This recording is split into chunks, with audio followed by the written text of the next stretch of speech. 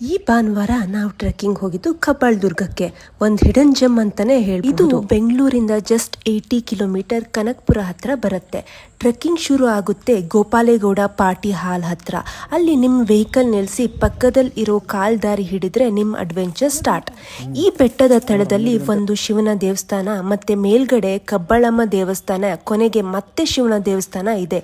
ಕಬ್ಬಾಳಮ್ಮನ ಅಣ್ಣಂದಿರು ಶಿವನ ರೂಪದಲ್ಲಿ ಕಬ್ಬಾಳಮ್ಮ ತಾಯಿಯನ್ನು ರಕ್ಷಿಸ್ತಾರೆ ಅಂತ ಇಲ್ಲಿನ ಜನರ ನಂಬಿಕೆ. ಇಲ್ಲಿಗೆ ಟ್ರೆಕ್ಕಿಂಗ್ಗೆ ಅಂತ ಬರೋರ್ಗಿಂತ ದೇವಿ ದರ್ಶನಕ್ಕೆ ಅಂತ ತುಂಬ ಜನ ಬರ್ತಾರೆ, ಅದು ಬರೀ ಕಾಲಲ್ಲಿ. ನಂಬ್ತೀರಾ?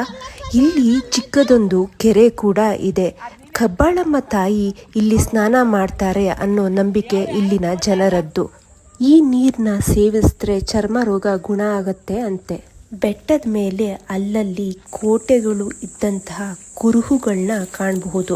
ಮೇಲ್ಗಡೆ ತುಂಬ ವಿಶಾಲವಾದ ಜಾಗ ಇದೆ. ಮೇಲಿನ ವ್ಯೂ ಅಂತೂ ಸಖತ್ತಾಗಿರುತ್ತೆ. ಅಲ್ಲಿಂದ ಎಷ್ಟು ದೂರ ನೋಡಿದ್ರೂ ಬೆಟ್ಟಗಳು, ಕೆಳಗಡೆ ನೋಡಿದ್ರೆ ಮನೆಗಳು, ಕಾಡು ನೋಡ್ತಾನೆ ಇರ್ಬೋದು.